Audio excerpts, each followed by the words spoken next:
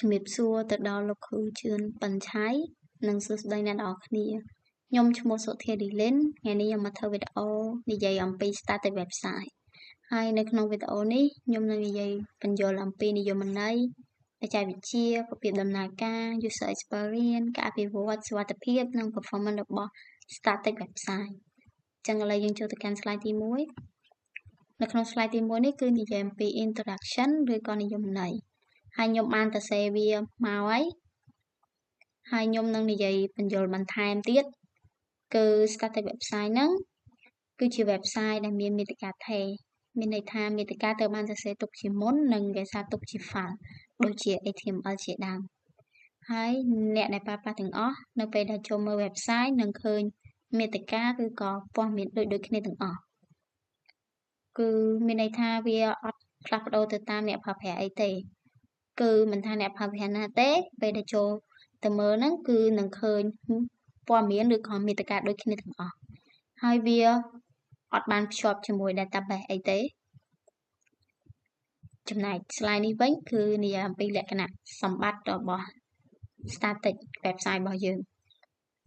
លក្ខណៈសម្បត្តិសំខាន់របស់ static website យើងគឺវាមានរចនាសម្ព័ន្ធសាមញ្ញវាមាន login ឬក៏ register អីទេហើយវាក៏អត់មាន common system អត់មាន shopping cart ដូចជា website លក់ទំនិញផ្សេងឬក៏មួយចំនួនទៀតដែរហើយវាសមស្របសម្រាប់ website ដែលគ្រាន់តែចង់បង្ហាញព័ត៌មានឬក៏មានព័ត៌មានថេរមានមាតិកាថេរហ្នឹងគឺវាសមស្របចំណែកគោលបំណងរបស់ static website យើងគឺគ្រាន់តែចង់បង្ហាញព័ត៌មានជាសាធារណៈដូចជាព័ត៌មានក្រុមហ៊ុនសេវាកម្មសាលារៀនឬក៏ព័ត៌មានផ្ទាល់ខ្លួនរបស់យើងវាសមស្របជាមួយនឹង website តូចៗដែលអត់ត្រូវការវិស័យតាក់ទងជាមួយអ្នកប្រើប្រាស់ច្រើនហើយខ្ញុំក៏បានលើកឧទាហរណ៍ដែរចឹងខ្ញុំនិយាយអំពីឧទាហរណ៍ទី1វិញគឺជាឧទាហរណ៍អំពី website ក្រុមហ៊ុនមួយដែលគ្រាន់តែចង់និយាយអំពីខ្លួនឯងឬនិយាយពីសេវាកម្មមូលហេតុដែលវាត្រូវជាមួយនឹង static website នោះនៅពេលដែលក្រុមហ៊ុននឹងនិយាយពីខ្លួនឯងគឺព័ត៌មានគឺអត់ងាយផ្លាស់ប្ដូរទេព័ត៌មានច្បាស់ការចឹងទៅវាត្រូវជាមួយនឹង static website ដូចជាសេវាកម្មនៅក្នុងក្រុមហ៊ុនហ្នឹងក៏ដូចគ្នាដែរគឺវានឹងមានថេររហូតចឹងខ្ញុំនិយាយបញ្ចូលអំពីឧទាហរណ៍ខ្ញុំប៉ុណ្ណាហើយខ្ញុំចូលមកកាន់technology គឺក៏បច្ចេកវិទ្យារបស់ static website នឹងវិញគឺ static website គឺប្រើប្រាស់បច្ចេកវិទ្យាសំខាន់3ទី1 HTML ទី2 CSS និងទី3 JavaScript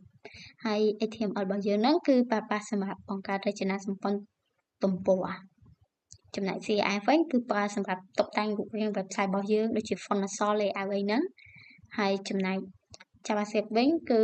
វាគ្រាន់តែប្រើសម្រាប់ indentation តិចតួចទេវាមិនប្រើប្រាស់ database និងអត់មាន server side លេងដូចជា PHP អីទេ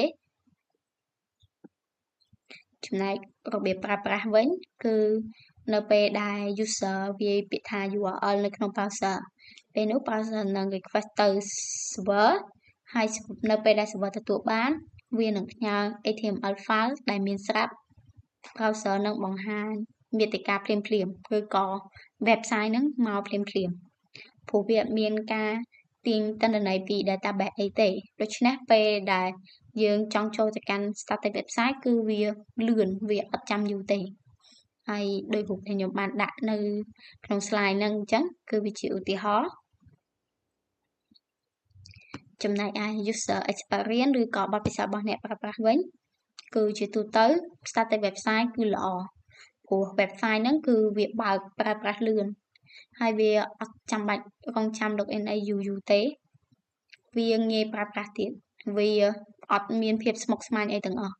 ហើយវាសមស្របសម្រាប់អ្នកដែលគ្រាន់តែចង់អានព័ត៌មានឬក៏ចង់មើលព័ត៌មានអីលឿនឬឆាប់រហ័សគឺវាសមស្របខ្លាំងមែនតើចំណែកឯ development វិញគឺការអភិវឌ្ឍរបស់ static website ហ្នឹងគឺវាងាយស្រួលហើយវាសមស្របសម្រាប់អ្នកដែលចង់ចាប់ផ្ដើមរៀន web development វាចំណាយពេលតិចនិងថវិកាតិចឯងហើយវាងាយស្រួល upload ឬទៅ hosting ទៀតហើយវាងាយស្រួលថែទាំជាង website dynamic ទៀត ចឹងទៅវាងាយស្រួលក្នុងសម្រាប់អ្នកដែលចង់ចាប់ផ្ដើមរៀន web development ដំបូង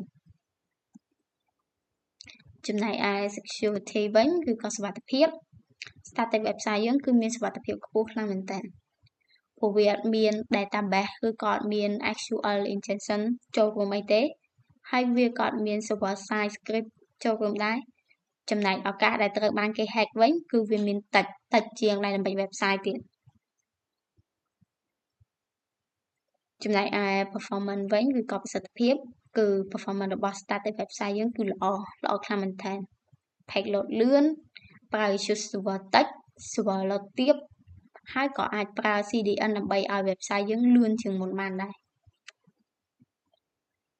ចំណែកឯ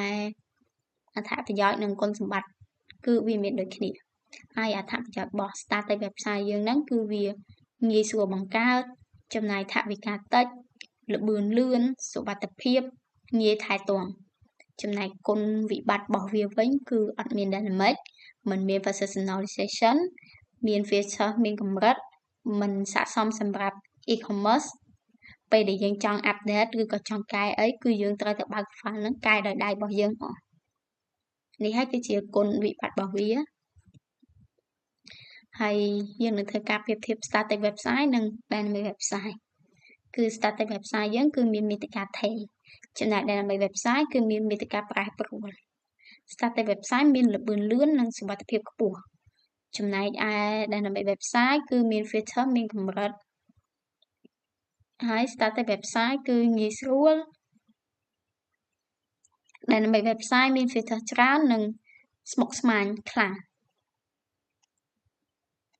ហើយនៅក្នុង slide ហ្នឹងខ្ញុំក៏បានលើកជាកូដតូចមួយមកឧទាហរណ៍ដែរ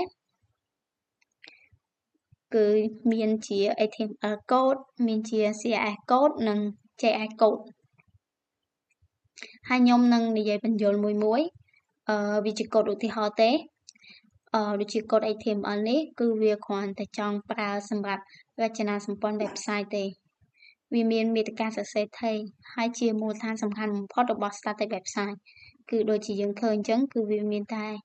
ពាក្យសុំស្វាគមន៍នេះគឺជា static website គឺមានន័យថាគឺវាទៅសេចូលក្នុង HTML ហ្នឹងគឺវាពេលដែលយើងចូលទៅមើលទៅគឺវានឹងនៅបែបហ្នឹងរហូតវាអត់មានការផ្លាស់ប្ដូរទេដែលដូចខ្ញុំបាននិយាយបញ្ចូលខាងលើអញ្ចឹងគឺវាជាwebsite ដែលទៅសេគេចំមកទុកជាមុនចំណែកឯ CSS វិញគឺកូដហ្នឹងគឺខ្ញុំប្រើសម្រាប់តុបតែង website យើងហើយខ្ញុំប្រើដូចជាfont ពណ៌អក្សរគឺពណ៌ font background និង layout CSS ហើយវាមិនធ្វើឲ្យ website យើងក្លាយជា dynamic website ទេប៉ុន្តែវាអាចធ្វើឲ្យ website របស់យើងមើលទៅស្អាតនិងមាន UI ល្អនេះហើយជា CSS របស់ខ្ញុំចំណែកឯ JS code វិញគឺខ្ញុំគ្រាន់តែចង់បង្កើតជាប៊ូតុងមួយប៊ូតុងJavaScript ហ្នឹងខ្ញុំបង្កើតជាប៊ូតុងមួយសម្រាប់ឲ្យគេចុចហើយនៅពេលដែលគេចុចហ្នឹងនៅពេលដែលគេចុចប៊ូតុងហ្នឹងគឺខ្ញុំបង្កើតជា function មួយទៀត function show message នៅពេលដែលគេចុចប៊ូតុងហ្នឹងគឺខ្ញុំនឹងឲ្យវា alert មកថានេះគឺជា static website ហើយនៅក្នុង function ហ្នឹងគឺខ្ញុំទៅសេនៅក្នុងហ្នឹង alert ជា